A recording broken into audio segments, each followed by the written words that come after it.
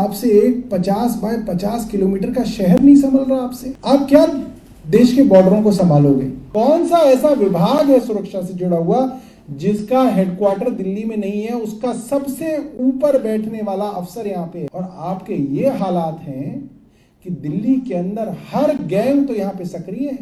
Bharatiya Janata party पूरे देश के सामने एक्सपोज, क्योंकि ना इनसे कश्मीर संभला, ना इनसे पूर्वोत्तर के अंदर चीन संभला, वो तो छोड़ दीजिए, इनसे दिल्ली ही नहीं संभल रही, दिल्ली की कानून व्यवस्था नहीं संभल रही। कि अपना कानून व्यवस्था पर रिपोर्ट कार्ड दे कि पिछले 10 सालों में इन्होंने दिल्ली की कानून व्यवस्था का कैसे बंटाधार किया है। दिल्ली के अंदर इस त्योहार के समय दहशत का माहौल है। कल करवा चौथ का दिन था, अहोई व्रत आने वाला है, धनतेरस आने वाला है, छोटी दिवाली, बड़ी दिवाली, भाई दूज, गोवर्धन पूजा, छठ पूजा, गुरु नानक पर्व। 1 महीने तक लगातार दिल्ली के बाजारों में लाखों लोगों की भीड़ रहेगी। लोग एक दूसरे के घर गिफ्ट देने जाएंगे, जाहिर सी बात है खरीदारी बाजारों में की जाएगी। ऐसे समय में जब दिल्ली के बाजार लोगों से पटे पड़े हैं, दिल्ली में घर से निकलते हुए लोगों को लग रहा है पता नहीं कहाँ पे गैंग वॉर शुरू हो जाए और गोलीबारी होनी शुरू हो जाए, पता नहीं कहाँ बम फट जाए, किसके घर में घुस के हत्या हो जाए, डकैतियां हो जाएं। और ये सारा का सारा काम भारत की केंद्र सरकार में शासन करने वाली भारतीय जनता पार्टी के पास है।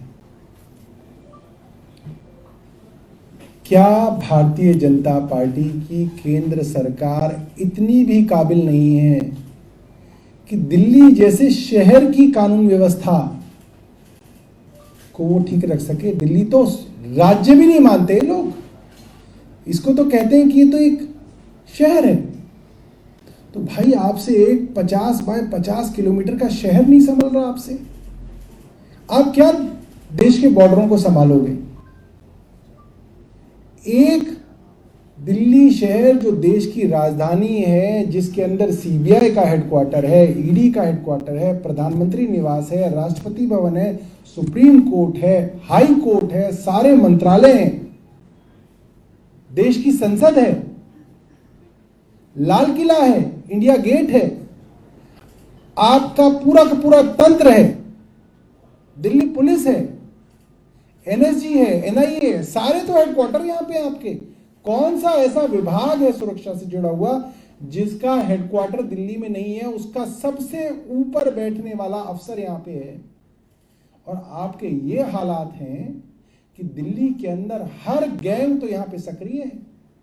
मैं नाम नहीं लेना चाहता उनको बहुत प्रसिद्ध नहीं करना चाहता, क्योंकि भारतीय जनता पार्टी ने उनको वैसे ही बहुत प्रसिद्ध कर दिया है। हर जगह तो गोलियां चल रही हैं, मिठाई की दुकान में गोलियां चल रही हैं, कार के शोरूम में गोलियां चल रही हैं, होटल के अंदर गोलियां चल रही हैं, वेलकम कॉलोनी में सड़क पर 60 राउंड गोलियां चल गई, ग्रेटर कैलाश के अंदर जिम के नीचे जिम के मालिक की हत्या कर दी गई शाम को। एक दंपत्ति रोहिणी के अंदर रहता था, 80 साल का दंपत्ति, घर के अंदर कोरियर के नाम से बदमाश घुसे, 5 करोड़ रुपए की लूट करके चले गए, हाथ पैर बांध दिए। थोड़ा और वो रेजिस्टेंस करते तो हत्या भी हो जाती। कहां है देश के गृह मंत्री? और आपसे दिल्ली तो संभल नहीं रही, आप क्या संभालेंगे? भारतीय जनता पार्टी जो दिल्ली के अंदर कह रही है हमें ये भी दे दो, हमें वो भी दे दो, अरे भाई जो तुम्हें दिया हुआ है वो तो संभाल के दिखाओ। तुम 10 साल में तो आप फेल रहे हो पूरी तरीके से, और आपका तो काम कोई नहीं रोक रहा। दिल्ली पुलिस आपके हाथ में, सारे ट्रांसफर पोस्टिंग आपके हाथ में, जिसका मन करता है आप उसको अफसर लगाते हो, जिसका मन करता है आप उसको ज्वाइंट सीपी लगाते हो, स्पेशल सीपी लगाते हो, सीपी लगाते हो, एलजी लगाते हो, सब कुछ तो आपके पास है और आप पूरी तरीके से फेल हैं। कश्मीरियों की कॉलोनी है मेरी कॉन्स्टिट्यूंसी में, वो सब लोग कह रहे थे कि साहब कोई नहीं गया वापस, क्योंकि वहां माहौल ही नहीं है जाने का। इन्होंने उनको भी धोखा दिया, उनको भी बेवकूफ बनाया, वो इनसे नाराज हैं। आप कश्मीरी पंडितों के पास चले जाइए, उनसे बातचीत कीजिए केंद्र सरकार के बारे में, वो लोग कहते हैं कि इन्होंने हमें धोखा दिया। भारतीय जनता पार्टी ने देश के कश्मीरी पंडितों को धोखा दिया। ये बात देश के कश्मीरी पंडित कह रहे हैं आज। क्यों कह रहे हैं? क्योंकि इन्होंने उनके नाम पे राजनीति तो की, मगर उनको वापस कश्मीर में बसाया नहीं। जो कश्मीरी पंडित अब तक वहां पे रह रहे थे, नौकरियां कर रहे थे, उनके सर पे ऐसे लगा लगा के उग्रवादियों ने गोलियां मारी हैं और केंद्र सरकार कुछ नहीं कर पाई। कल कश्मीर के अंदर जो प्रवासी मजदूर थे उनको चुन चुन के मारा गया, 7 लोगों की हत्या कर दी गई। क्यों कर दी गई? उन्होंने अपना क्लियर मैसेज दिया है उग्रवादियों ने कि हम यहां पे बाहर का आदमी बर्दाश्त नहीं करेंगे। केंद्र को क्या करना चाहिए था? केंद्र को 5000 लोग भेजने चाहिए। केंद्र को कहना चाहिए हम भारतीय जनता पार्टी के 5000 बहादुर कार्यकर्ता भेजेंगे उस टनल के निर्माण के लिए, और वो टनल का निर्माण करेंगे। और जैसे वो जो मिस्ड कॉल खोलते ना, मिस्ड कॉल दीजिए भारतीय जनता पार्टी के कार्यकर्ता बनिए, नहीं, इनको भारतीय जनता पार्टी के कार्यकर्ताओं को कहना चाहिए कि आप बताइए 5000 लोग कौन है जो कश्मीर में जाएंगे और टनल बनाएंगे। उनको भेजना चाहिए वहां पे और सुरक्षा देनी चाहिए उनको, वहां पे फैक्ट्रियां खुलवानी चाहिए। पूरी तरीके से कानून व्यवस्था के अंदर फेल।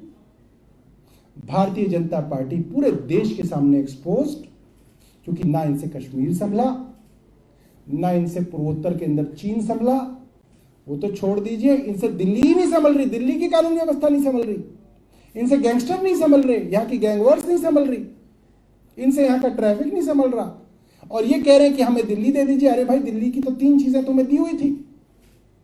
ट्रैफिक पुलिस तुमने कुछ नहीं किया, दिल्ली पुलिस उसमें तुमने कुछ नहीं किया। तीसरे डीडीए वाइस चेयरमैन कंटेम्प्ट करा के बैठे हैं, 1100 पेड़ बिना परमिशन के काट दिए।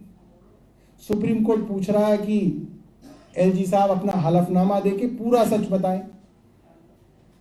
तो ये तो इनके 3 विभागों का हाल है।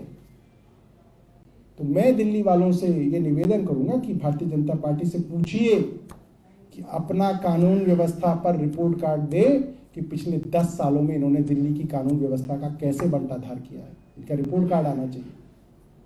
नेशनल दस्तक की आपसे गुजारिश है कि अगर इसको बचाना चाहते हैं तो नेशनल दस्तक को सब्सक्राइब करने के लिए रेड कलर के सब्सक्राइब बटन को दबाएं, फिर बेल आइकन की घंटी दबाएं। नेशनल दस्तक को बचाने के लिए बहुत जरूरी है कि हर खबर को शेयर करें, लाइक करें, कमेंट जरूर करें।